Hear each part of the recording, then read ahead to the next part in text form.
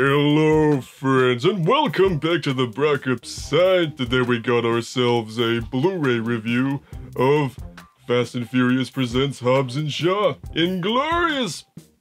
Not Blu-ray, I didn't pick this one up in 4K, because I got the other ones on Blu-ray, so I was like, not gonna start upgrading in number 9. But anywho, so as you can see here, just got the really basic Blu-ray edition. Didn't get any special exclusive or anything like that. But this video is actually a little extra special because I'm joined by a special guest for the first time ever. And you probably know who he is, and that is Sean Chandler of Sean Chandler Talks About. How you doing today, Sean? I'm doing good. Excited to talk. I've never actually talked about special features on my channel, so this is something different and new for me. Oh, that's what I'd like to hear. So, yeah, which edition did you pick up?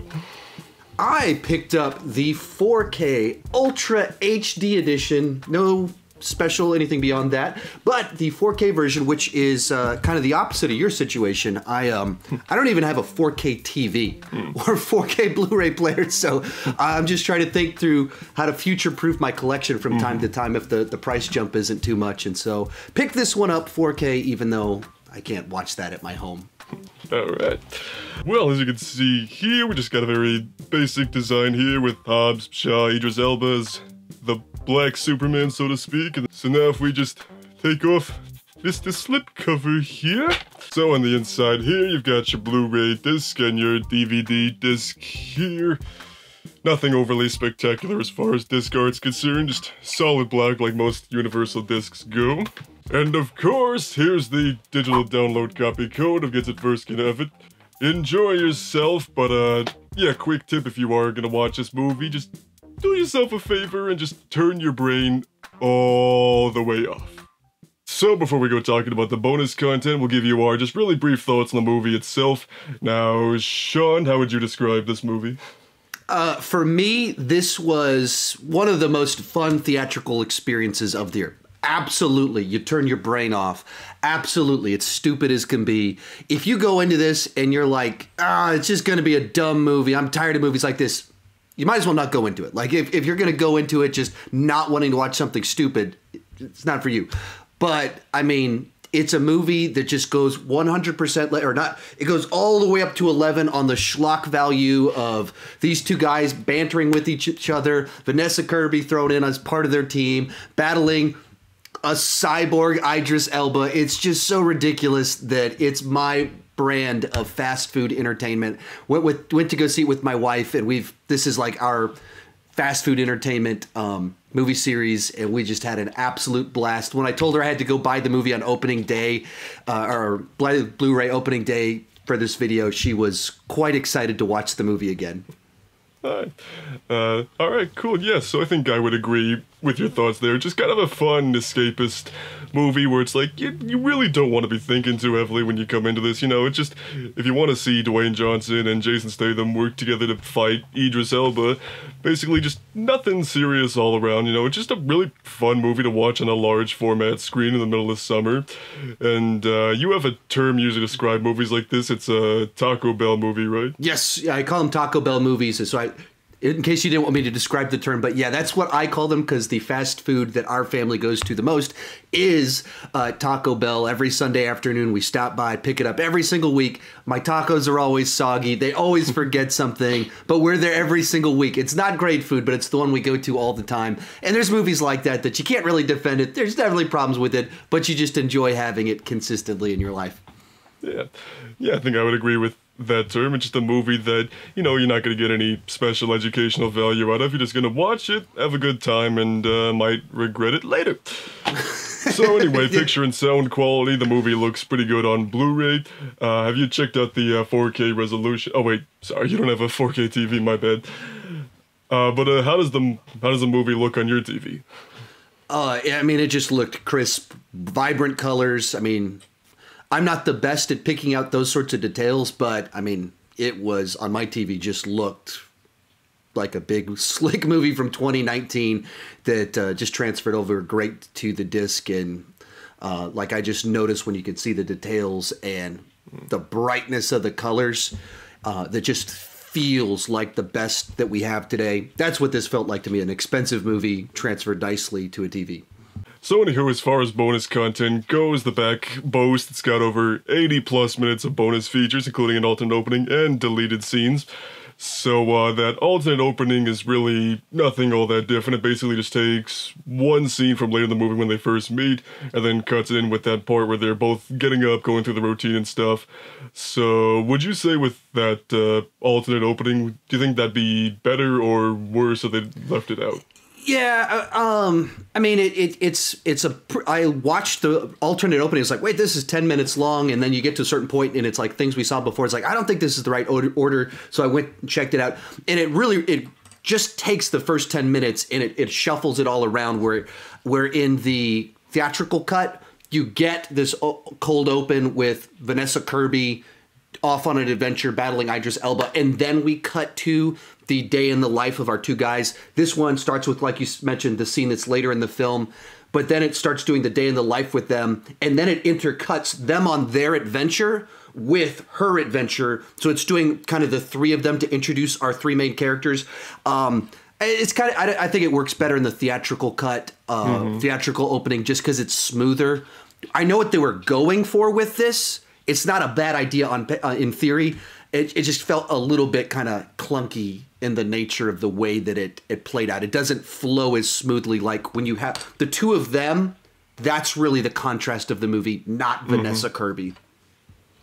Yeah, I think the theatrical one was better too, because like you establish the villain, then you go into the protagonists, and then also I think it just makes that their first time together in the movie just more special when they're just kind of going at each other and be like, yeah, well, I don't like your face, yeah, well, I don't like your voice, so things like that. And then as far as the rest of the deleted scenes and extended scenes go, they're not... I don't think there's anything in there that, like, you'd look at and be like, okay, why was this not in the movie? It's more just like, yeah, just like small little extended pieces here and there where they probably just cut it down for time purposes. But in 35 minutes of it, like, I clicked on it, like, play all, like, oh yeah, I'll watch these real quick. No, it was not real quick. It was 35 minutes, and it's the sort of thing I didn't know what was and what wasn't in the movie.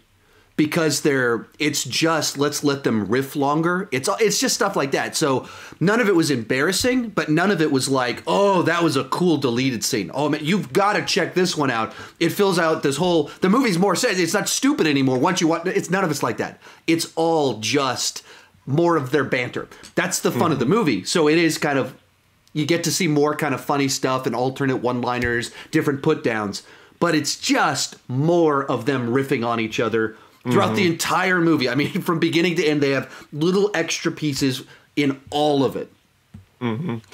Yeah, so there's probably a good chance that a lot of the dialogue in the movie was improvised, so they just had a lot of alternate takes of them just going after each other, especially with like a couple of the certain celebrity cameos in the movie that I don't think we should give away, even though the movie's been out for a few months, just to keep you surprised if you haven't seen it yet. So there's a little bit of that in there, but, you know, it's like, it's nothing substantial, basically, just kind of, if you want to see some more alternate takes, basically. Yeah, but then as far as that goes, there's also a few featurettes in there, you know, only like 2 to 5 minutes in length, so you don't really get a whole lot of information with each individual one. There's a lot of emphasis on talking about the action scenes and how they go about, you know, prepping these scenes, you know, how they would go into the little studio, set up boxes on the walls and stuff, and then just kind of figure it out from there, which that stuff was always interesting to me. So, so what about you? What were some of the featurettes you kind of enjoyed more than others? Yeah, the stunt stuff was the most interesting because it is a big spectacle blockbuster, but it's because of the director, David Leitch, who one of the guys that worked on John Wick. He's a icon of stunt work over the last 20 years and kind of, you know, worked on The Matrix and things like that.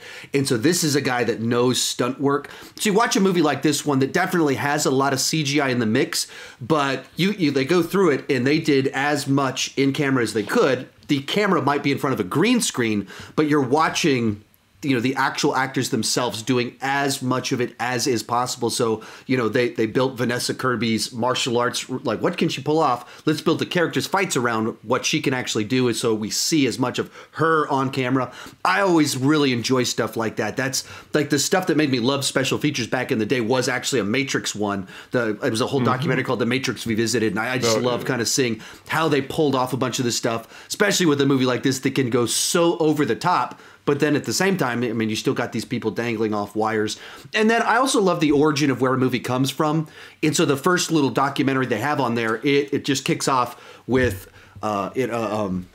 The Rock saying, yeah, we just showed up on set for Fast and Furious 8, and that first scene, as soon as I was there with Jason Statham, everyone in the room was like, I think this is our spinoff. Like, as soon as we were rolling cameras, we knew that's what was going to happen. And then, you know, a year and a half later, the world saw that chemistry on screen, and they thought the same thing. And so, you know, it got quickly greenlit, and I was like, that's always interesting to me that's I remember when Fate of the Furious came out, that's what everyone was saying, like, these two guys need a movie. And then he's like, yeah, we thought the exact same thing as soon as we hit record.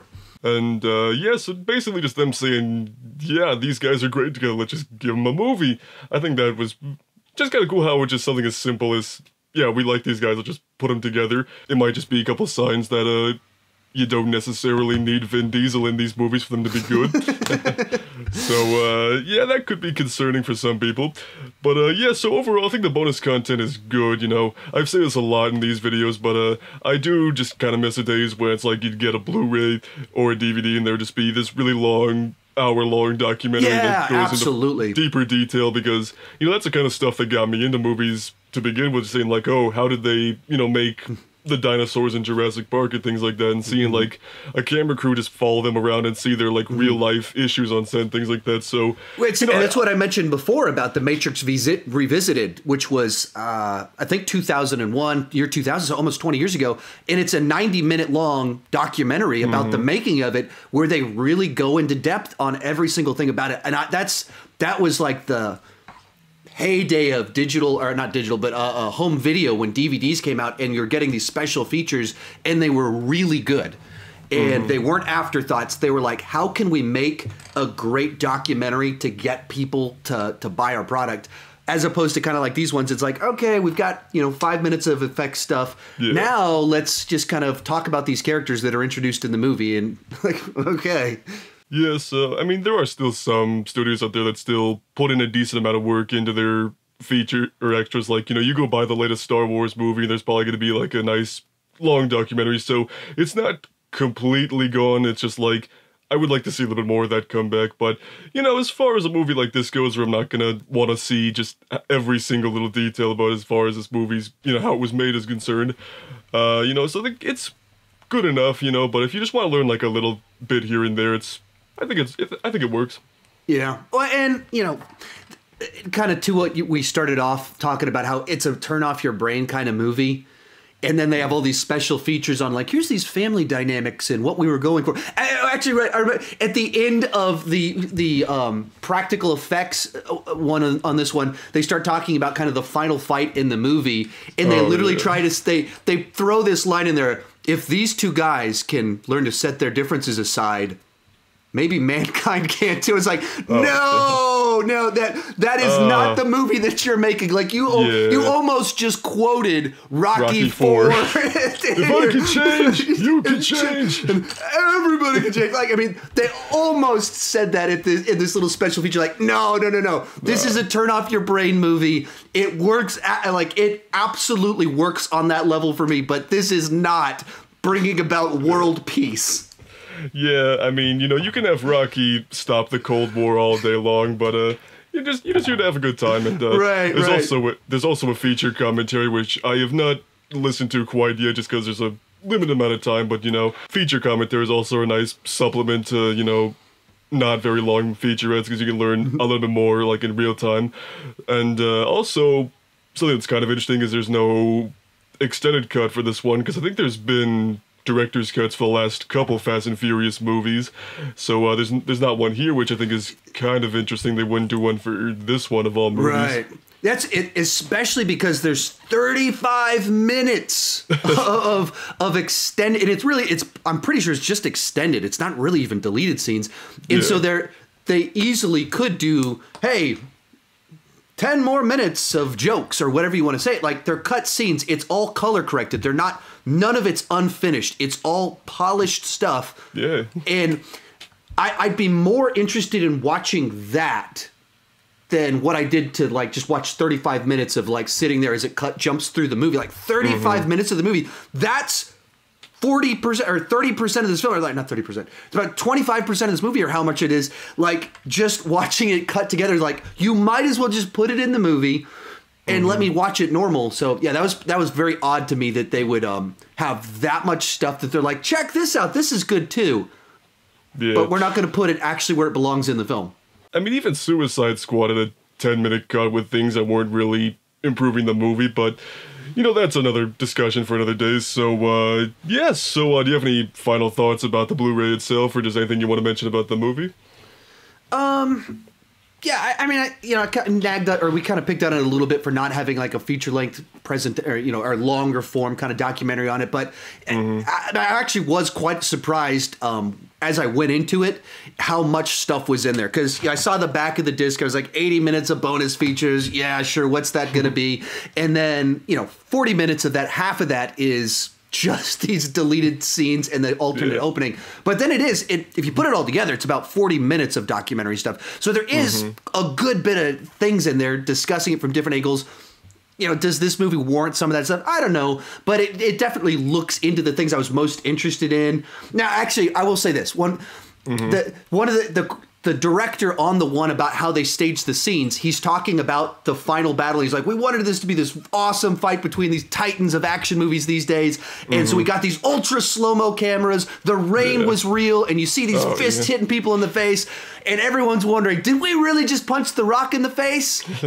Well, you'll never know. And you're like, wait, that's what this special feature is for. That's the question you're supposed to answer right now. I want to see on the green screen, on the set, the actual shot. Like, what did you do to The Rock? What did you do to Idris Elba? What did you do to Jason Statham in that moment to make their face like do this in slow-mo? That's what we wanted to. And so, it was a fun tease that he didn't answer, and at the same time, it's like, yeah, but that's literally what I'm watching this for. Yeah, I don't know. Maybe The Rock didn't want that getting out or anything like that. But I guess that's true. In light of all those article or the report came out about the negotiations that all of these actors have before the movie comes out, and they literally negotiate for how many punches each of them can take in these fight scenes. It's like, I mean, this has been going on as soon as they started bringing The Rock into it, and he was fighting Vin Diesel. Neither one of them were okay with like, oh man, just do whatever you want, make it an awesome fight. Both of them were like, no, I can only get hit this many times, and I need to land this many times. I'll let you hit me 2 more times, but I get to have to hit him 3 more times. And like, that's in their contracts, and you're like, well, for such big, strong men, you have such fragile egos when it comes to all of this. But overall, I really enjoyed this movie, and actually rewatching the special feature. I haven't rewatched the movie yet, but rewatching the special features and just hopping through it a little bit just reminded me how much fun I had with it. Just watching their banter, even hopping through with all these deleted scenes and everything. Just such a fun, dumb movie. This very much is my type of Taco Bell. Yeah, same thing there. I was just kind of watching the bonus content, the featurette and stuff, and it just kind of brought me back to, back in July or August when this came out. I'm like, oh yeah, there's that scene, and there's that scene. Oh yeah, there's the Black Superman line that Idris Elba, I think, actually improvised in the movie, and they're like, all right, it's going in the trailer. Perfect! Yeah, but, yes, so I think this just could be pretty much the same reason I own the other 8 Fast and Furious movies. I'm just, just whenever I need something fun and mindless to watch, I can just pop it in and have a good time. And I know some people in my family that would totally enjoy this movie as well. So, yeah, so I will probably end up rewatching it again sometime soon, probably before the 9th movie comes out, or 10th, depending on where you place this. But, yeah, so overall, I think this is a pretty good Blu-ray release. Right. Yeah, absolutely. I mean, for modern, as I said, it exceeded my expectations for what was going to be on it. So, those are our thoughts on the Hobbs and Shaw Blu-ray release. And if you guys haven't already, please consider hitting that subscribe button if you live, talk, and buy movies. But anyway, so, I'd like to thank you again for joining me today, Sean. This was a lot of fun. Yeah, it was a blast. Once again, as I mentioned, I've never done this on my channel, so this is my very first time breaking down special features and stuff like that, so it was a lot of fun. Alright, cool. So yeah, if you guys haven't already, make sure to subscribe to Shaw and Chandler Talks About, but chances are you already have. But yeah, and we'll have the links to our full Hobbs and Shaw reviews down below. But anyway, so, if you guys picked up Hobbs and Shaw on Blu-ray or 4K or what have you, or if you just can't wait to talk about episode 9 where they go into space with their cars most likely, then tell us about it down below, and we'll see you on the Brockopp side.